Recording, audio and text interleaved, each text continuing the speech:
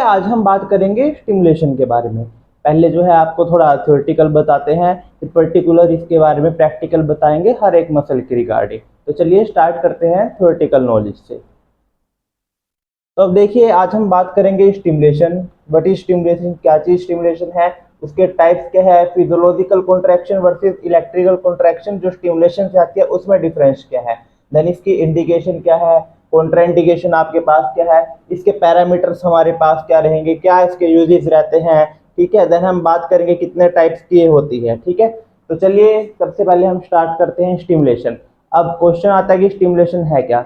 देखिए, फिजियोथेरेपी में यूज होने वाली स्टिमुलेशन एक तरह की वो इलेक्ट्रिकल मोडेलिटी है जो इलेक्ट्रिकल इंपल्सिस को सेंड करती है ह्यूमन बॉडी में, जिसके एज पर रिजल्ट वहां पे कॉन्ट्रैक्शन जो है आपको अकर होती है या देखने को मिलती है, ठीक है। अब हम बात करते हैं कि स्टिमुलेशन कितने टाइप की होती है, क्या कुछ है, ठीक है। तो देखिए, स्टिमुलेशन जो है हमारे पास उसके टाइप्स के हम बात करते हैं, ठीक है।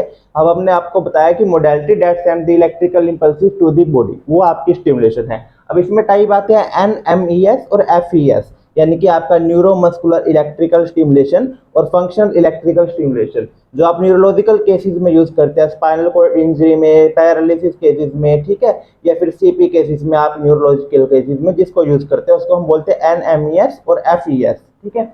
देन अगली स्टिमुलेशन हमारे पास आती है टेंस, ठीक है। देखिए, ये स्टिमुलेशन जो हमारे पास है इसको हम बोलते हैं ट्रांसक्यूटेनियस इलेक्ट्रिकल नर्व स्टिमुलेशन, जिसका बेसिक आपका जो फंक्शन होता है वो pain reduction and to increase the blood flow और रिड्यूस द स्वेलिंग। देन हमारे पास आती है IFCT, जिसको आप बोलते हैं इंटरफेरेंशियल करंट थेरेपी। ये भी सेम काम करती है हमारी पेन रिडक्शन के लिए, एक मीडियम फ्रीक्वेंसी करंट जो है ये जनरेट करती है, ठीक है। तो चलिए अब हम आगे बात करते हैं, जो हमारा बेसिक मेन टॉपिक आज का रहेगा NMES, यानी कि न्यूरो मस्कुलर इलेक्ट्रिकल स्टिमुलेशन। अब देखिए, न्यूरो मस्कुलर इलेक्ट्रिकल स्टिमुलेशन क्या करती है, ये जो आपकी कॉन्ट्रैक्शन है, ठीक है, when you are using electrical stimulation और MES, ठीक है, ये इलेक्ट्रिकल इंपल्स जो है सेंड करती है आपकी नर्व को, और वो नर्व एज पर रिजल्ट जो है आपकी मसल की वहां पे कॉन्ट्रैक्शन अकर करवाती है। और इससे बेनिफिट क्या मिलता है, यूज करते हैं to strengthen the weak muscle and to prevent the atrophy of particular involve muscle, ठीक है। देन हम बात करते हैं इंडिकेशन कॉन्ट्राइंडिकेशन। इसके बाद बात करेंगे इन सब चीजों के बारे में जो आपको यहाँ बताया है, पैरामीटर क्या है, कैसे यूज करते हैं, क्या फिजियोलॉजिकल कॉन्ट्रैक्शन है, क्या हमारे पास इलेक्ट्रिकल कॉन्ट्रैक्शन है, ठीक है। तो देखिए, स्टिमुलेशन बताया, स्टिमुलेशन क्या है वो आपको बताया है। अब इलेक्ट्रिकल और फिजियोलॉजिकल कॉन्ट्रैक्शन में फर्क क्या आएगा न्यूरोमस्कुलर स्टिमुलेशन में। तो देखिए, जब आपकी जो अब हम मूवमेंट करते हैं, भाई साहब ये मूवमेंट मैंने आपके सामने की फ्लेक्शन, अब इसमें जो कॉन्ट्रैक्शन हो रही है, मसल कॉन्ट्रैक्ट कर रही है, वहां पे सबसे पहले आपके फाइबर जो है टाइप 1 मसल फाइबर वो काम करेंगे, जो कि एक स्लो ट्विच फाइबर है। देन उसके बाद ये जो है आपके जो मोटर रिक्रूटमेंट पे फाइबर्स पे डिपेंड करता है। फिर उसके बाद आपके जो टाइप 2 फाइबर है, लॉन्ग डायमीटर फाइबर है, वो एक्टिवेट होते हैं आफ्टर इस मूवमेंट को करने के बाद। तो दोनों में डिफरेंस आता है मोटर रिक्रूटमेंट का, ठीक है। यानी कि जब आप फिजियोलॉजिकल मूवमेंट है तो टाइप 1 फाइबर आपके इन्वॉल्व रहेंगे, और स्लो ट्विच जो है वहां पर मूवमेंट है और स्मूथ कॉन्ट्रैक्शन देखने को मिलेगी, जिसमें आपके पास फटीग नहीं होता इजिली, और मसल जो है एक स्मूथ कॉन्ट्रैक्शन प्रोड्यूस करती है। और वहीं अब हम बात करते हैं कि NEMS यानी कि इलेक्ट्रिकल स्टिमुलेशन में क्या डिफरेंस आएगा फिजियोलॉजिकल स्टिमुलेशन से। तो देखिए, जब हम इलेक्ट्रिकल स्टिमुलेशन को यूज करते हैं तो वहां पे सबसे पहले टाइप 2 मोटर रिक्रूटमेंट के जो फाइबर्स है वो एक्टिवेट होते हैं, लॉन्ग डायमीटर जो है वो एक्टिवेट होते हैं फाइबर्स, ठीक है। वहां पे एक क्विक, बहुत ही क्विक और फोर्सफुल कॉन्ट्रैक्शन देखने को मिलते हैं, जिसमें इजिली चांसेस होते हैं मसल के फटीग के। आपने कई लोगों को देखा होगा, वो सोचते हैं, इवन कई मेरे पेशेंट की, हमने तो स्टिमुलेशन घर ला के रखी है जी, हम तो आधा आधा घंटा यूज कर लेते हैं। तो ये बहुत ज्यादा गलत है। अगर आप एक्सरसाइज करना जानते तो आपको पता होगा कि पर्टिकुलर रैप्स या सेट्स कितने लगाते हैं। अब मैं आपको बोलूं कि बाइसेप्स को आधे घंटे तक आपको फ्लेक्शन फ्लेक्शन करनी है, कि आपको फटीग फील नहीं होगा।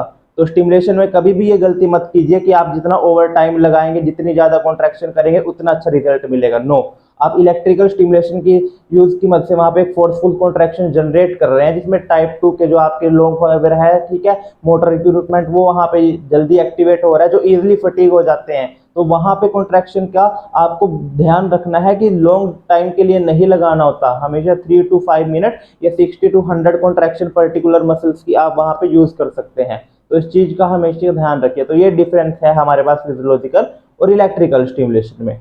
तो आइए अब हम बात करते हैं फिर इंडिकेशन कॉन्ट्रा इंडिकेशन के बारे में। इंडिकेशन देखिए जल्दी जल्दी से बताते हैं, ठीक है, ताकि आपको याद रहे, फिर जो हमारा बाकी का टॉपिक है उस पर हम डिटेल से बात करेंगे। देखिए इंडिकेशन बेसिक सी क्या है, आप एनईएमएस यूज कर रहे हैं तो वही स्ट्रेंथ वहां पे जो है इंप्रूव करने के लिए उस पर्टिकुलर मसल की जो वीक पड़ चुकी है किसी वजह से, किसी न्यूरोलॉजिकल डैमेज की वजह से या रादर देन किसी ऑफ अदर कोज की वजह से, देन आप प्रिवेंट वहां पे करते हैं मसल्स की जो एट्रोफी है कि एट्रोफी ना बन जाए, ठीक है, उसके लिए ये मसल की जो स्ट्रेंथ है वो प्रिजर्व रहे, वो स्ट्रेंथ लॉस ना हो जाए, उसका एक्शन जो है कॉन्ट्रैक्शन जो है वो वहां पे मैनेज रहे, और यही आप इंप्रूव और मेंटेन करने की कोशिश करते हैं range of motion around that particular joint to reduce the muscle spasticity, को रिड्यूस करने के लिए, स्पास्टिसिटी बन जाती है, जो स्पाज्म हो जाता है उसको रिड्यूस करने के लिए, और जो हाइपरटेंस आपकी मसल्स जो है हाइपरटोनिक मसल्स रहती है उसको रिड्यूस करने के लिए।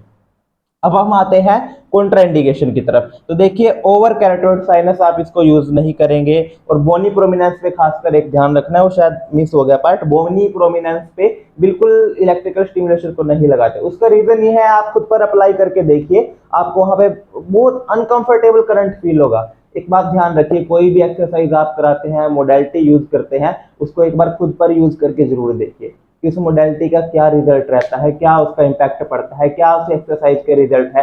तब तक आप डिफ्रेंशिएट नहीं कर पाएंगे कि पेशेंट को क्या फील होता है, कैसे वो आप यूज कर रहे हैं। कोई भी एक्सरसाइज की टेक्निक है इलेक्ट्रिकल मोडेलिटी की आप कोई भी यूज कर रहे हैं तो हमेशा उसको प्रायर यूज करके फील करके देखिए, ठीक है। Then patient with pacemaker, pacemaker के जो पेशेंट है वहां यूज नहीं करेंगे। जो आपका एक्टिव स्किन इन्फेक्शन कहीं पे है, पर्टिकुलर ओपन वुंड बहुत ज्यादा है, वहां पे स्टिमुलेशन को बिल्कुल अप्लाई नहीं करेंगे। कोई प्रेग्नेंट आपके पास फीमेल पेशेंट है उसमें आप स्टिमुलेशन जो है वो यूज नहीं करते। कोई पेरिफेरल वस्कुलर डिसीज है वहां स्टिमुलेशन का यूज नहीं करते। या कोई पेशेंट ऐसा है जो आपको रिस्पॉन्स नहीं करता करंट का, ठीक है, कि कितना लग रहा है लेकिन वहां पे कॉन्ट्रैक्शन नहीं आ रही और आप बढ़ाए जा रहे हैं बढ़ाए जा रहे हैं बढ़ाए जा रहे हैं। या कोई अनकोऑपरेटिव पेशेंट है जो आपके साथ कोऑपरेटिव नहीं है, ठीक है, कि बहुत ज्यादा करंट लग रहा है, बहुत कम लग रहा है, अच्छे से रिस्पॉन्स नहीं बताता, तो वहां भी आप यूज नहीं करेंगे। तो चलिए अब हम नेक्स्ट मूव ऑन करते हैं, देन हम आगे बात करते हैं फर्दर टॉपिक के बारे में।